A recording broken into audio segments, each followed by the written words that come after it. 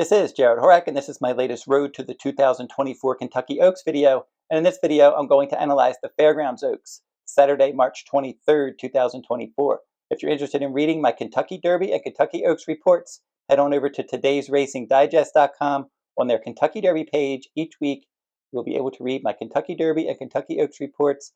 I update the Oaks every Monday, and I update the Derby every Tuesday. And then I post other articles throughout the week.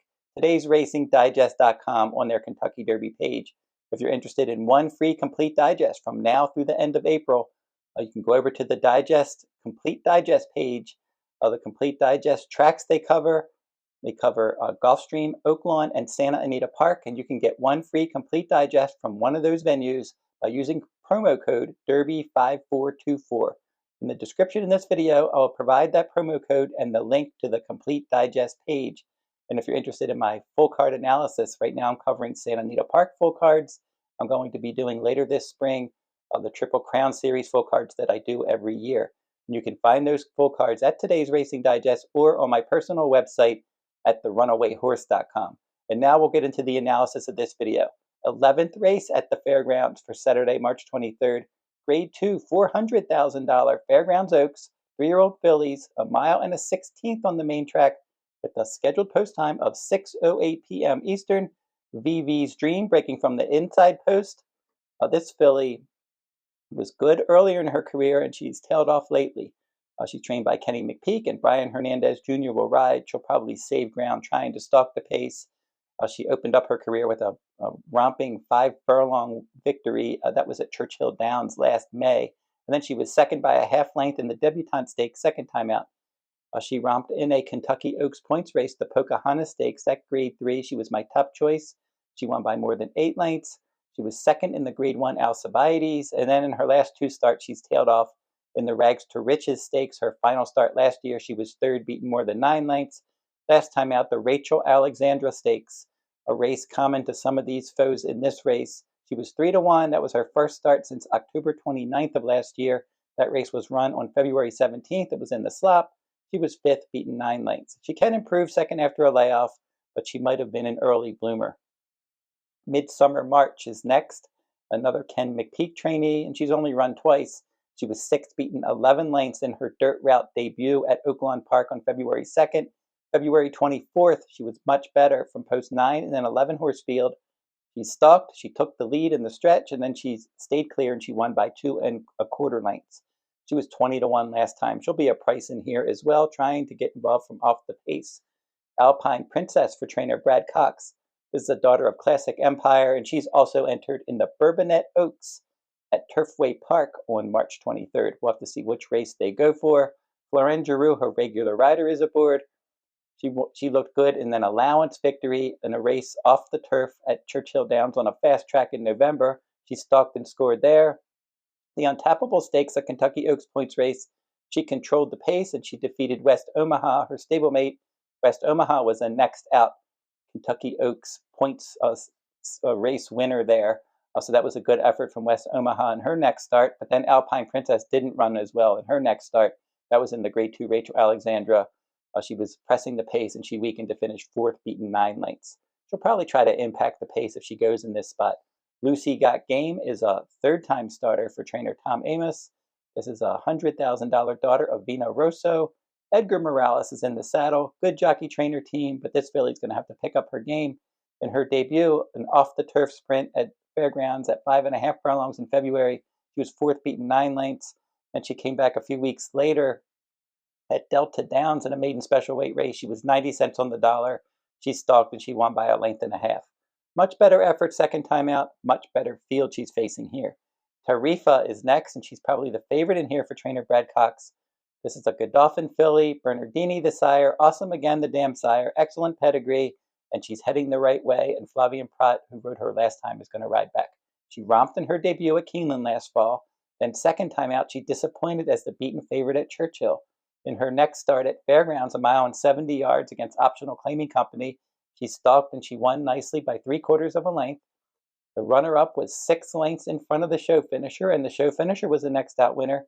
And Tarifa was the next out winner in the grade 2 Rachel Alexandra Stakes.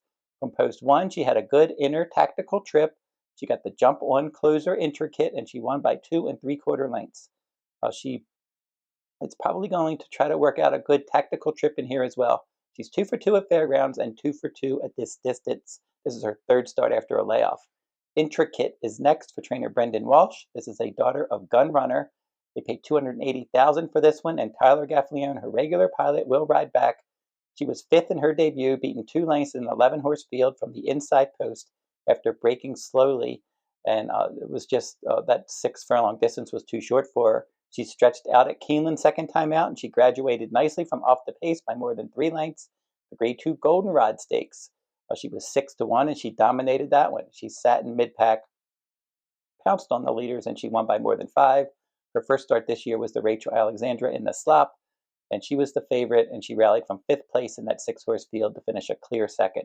Second after the layoff now, she should run a better race. She's going to need a bit of pace help in here, but she is capable of stalking the pace. Our Pretty Woman should be up on the pace. She's 2 for 2 for trainer Steve S. Musson. $500,000 daughter of Medaglia d'Oro. Speightstown is the dam sire. Draw Rosario is going to ride. He was aboard last time, and both of her races were in the slop, and it was originally scheduled for the turf in her debut.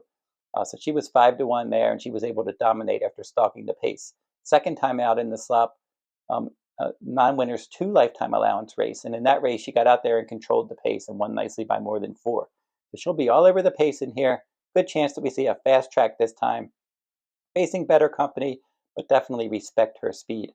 Accommodate Ava for trainer Dallas Stewart rounds out the field. She's 2 for 4 at fairgrounds, 0 for 2 at this distance, 3 for 8 overall with a show finish. She just seems to fire in every other race. She was 3rd in her debut, then 7th, beaten 15 lengths second time out. She graduated in her 3rd start at 7 furlongs, going wire to wire at Keeneland. And then in the Breeders' Cup Juvenile Filly, she was 10th, beaten 18 lengths. And then in her last few starts, she's been facing Louisiana Bred Stakes Company. She finished 4th in a Louisiana Bred Stakes race. That was back in November. And then in December, she won a Louisiana Bred Stakes race. They were both sprints. She stretched back out and went on the Kentucky Oaks Trail in the Silver Bullet Day Stakes. West Omaha won that one, and this filly dueled and weakened to finish 5th in the 6-horse field. Back to State Bred Company last time at the fairgrounds, and she was able to stalk the pace and dominate that one by more than 5 lengths as the favorite. So she's one that she's a decent Louisiana bred filly, but she's not very consistent. Sometimes she shows up and runs a good race. Sometimes she doesn't. We'll have to see what we get from her. I'm not going to pick her or play her in this spot. Some fillies to watch in here. Obviously, Our Pretty Woman. She's one to watch up on the pace. 2 for 2. She won easily both times, but they were in the slop. She's going to face a better field here, but she could get brave if she gets out there and controls the pace like she did last time.